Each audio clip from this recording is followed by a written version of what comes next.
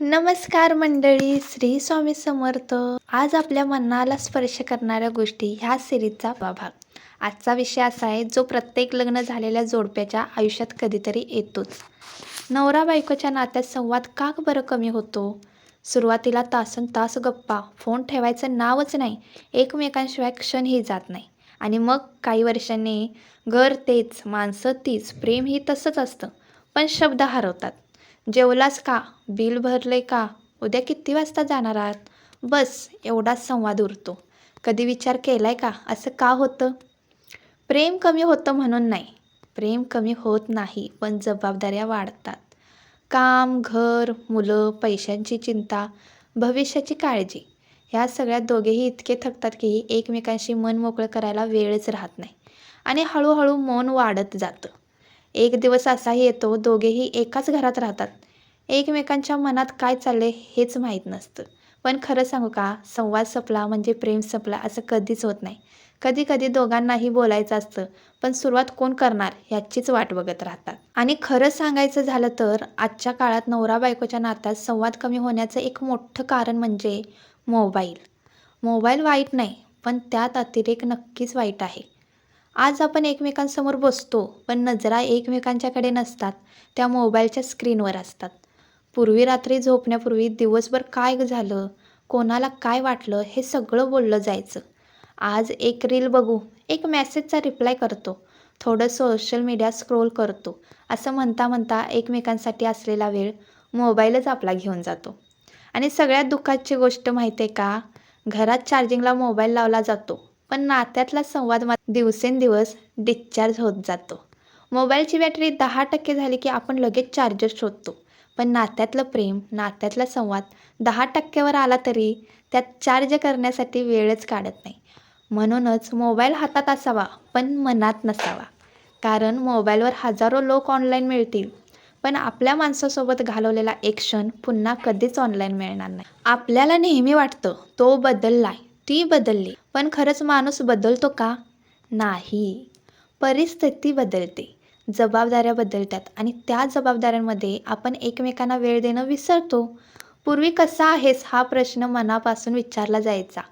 आज काय आणायचं बाजारातून इथंपर्यंत संवाद मर्यादित राहतो. नातं संपत नाही, पण हळूहळू ते फक्त जबाबदारी बनत जातं. आणि सगळ्यात वाईट गोष्ट माहिती आहे का? एकाच घरात राहणारी दोन माणसं एकमेकांच्या मनात काय चाललंय हेच जाणून घेण्याचा प्रयत्न करत नाहीत. कधी नवरा थकलेला असतो, पण तो सांगत नाही. कारण त्याला वाटतं ती आधीच इतकी कामात असते, मी अजून तिला का त्रास द्यावा?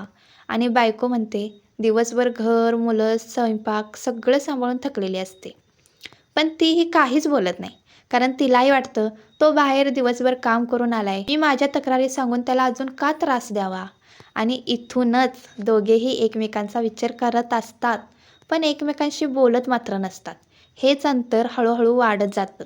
कधीकधी आपण रागावलेलो नसतो, फक्त आपल्याला कुणीतरी शांतपणे ऐकावं एवढीच इच्छा असते.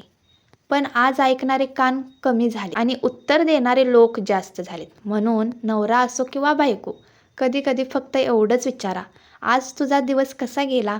हा प्रश्न पुन्हा नात्यात हरवलेला संवाद परत आणू शकतो. मी तुम्हाला एक छोटासा प्रसंग सांगतो. कदाचित ही गोष्ट तुमच्या घरातही घडत असेल. एक दिवस नवरा ऑफिसमधून खूप थकून घरी आला. दिवसभर कामाचं ताण, वर बॉसचं टेन्शन, रस्त्यातलं ट्रॅफिक. तो शांतपणे घरी आला. त्याला वाटलं आज घरी गेल्यावर 2 मिनिट निवांत बसेन, बायकोशी बोलून मन हलकं करेन.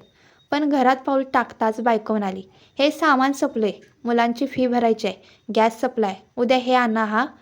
तिचंही काही चुकलंच नव्हतं, कारण तीही दिवसभर घर सांभाळून थकलेलीच होती. तिलाही वाटलं होतं आज तरी हे लवकर आले म्हणजे थोडं बोलता येईल. पण दोघांनाही बोलायचं होतं, दोघांनाही एकमेकांचा आधार हवा होता.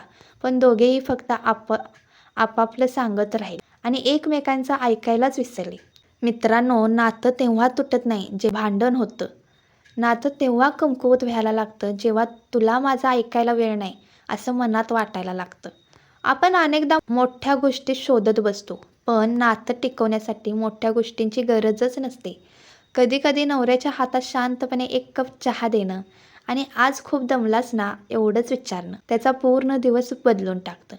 आणि बायकोला आज दिवसभर खूप काम झालं असेल, हे 4 शब्द तिचा सगळा थकवा विसरायलाच लावतो. लक्षात ठेवा, प्रेम मोठ्या भेटवस्तूंमध्ये नसतं. प्रेम अशा छोट्या छोट्या काळजीतच लपलेलं असतं. आणि संवाद म्हणजे फक्त बोलणं नाही. संवाद म्हणजे समोरच्याच्या मनातलं न बोलताही समजून घेण्याचा प्रयत्न असतं. आपण सगळेच आयुष्यात एक चूक करतो. आपल्याला वाटतं उद्या बोलू, उद्या वेळ काढू की, उद्या फिरायला जाऊ, उद्या मन मोकळं करू आपण. पण तो उद्या कधीच येत नाही. घरात रोज एकत्र राहणारी 2 माणसं हळूहळू फक्त घर चालवणारी 2 माणसं बनून जातात. नवरा पैसे कमवण्यात इतका व्यस्त होतो की तो का धावत आहे हेच विसरून जातो. आणि बायको सगळ्यांची काळजी घेत घेत स्वतःच्या मनाची काळजी घ्यायलाच विसरते. दोघेही घरासाठी जगत असतात, पण एकमेकांसाठी जगणं कमी होत जातं. मग एक दिवस मुलं मोठी होतात, आपल्याच आयुष्यात व्यस्त होतात. घरात फक्त नवरा आणि बायकोच उरतात. तेव्हा दोघांकडे वेळ असतो, पण बोलण्यासाठी विषयच उरत नाही. कारण इतकी वर्ष त्यांनी फक्त जबाबदाऱ्या सांभाळलेल्या असतात, नातं नाही. म्हणून आजच, होय आजच तुमच्या जोडीदाराजवळ बसा. मोबाईल जरा बाजूलाच ठेवा. टीव्हीसुद्धा बंद करा आणि फक्त 5 मिनिटं मनापासून बोला. त्यांना विचारा, तू खरंच आनंदी आहेस ना? कदाचित समोरून उत्तर येईल, हो. पण त्यांच्या डोळ्यातलं उत्तर वेगळंच असेल. लक्षात ठेवा, नातं तुटायला मोठं कारण लागत नाही. कधीकधी एक न बोललेलं वाक्य, एक न विचारलेला प्रश्न आणि एक न दिलेला वेळ एवढंच पुरेसं असतं. आणि म्हणून प्रेम व्यक्त करायला कधीही उशीर करू नका. कारण काही गोष्टी परत मिळतात, पण निघून गेलेला वेळ आणि न बोललेले शब्द कधीच परत येत नाही. हा व्हिडिओ करताना माझा उद्देश कुणाला दोष देण्याचा नाही. नवरा चुकीचा नाही, बायकोही चुकीची नाही.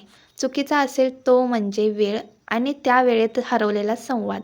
लक्षात ठेवा, लग्न हे फक्त 2 माणसांचं एकत्र राहणं नाही, 2 मनांनी एकमेकांना रोज समजून घेण्याचा प्रवास आहे. कधी कधी नवऱ्याने बायकोला 1 कप चहा करून द्यावा, बायकोने नवऱ्याच्या खांद्यावर हात ठेवून एवढंच विचारावं, आज खूप दमला आहेस. ही छोटी वाक्य मोठमोठ्या भेटवस्तूंपेक्षा जास्त मौल्यवान असतात.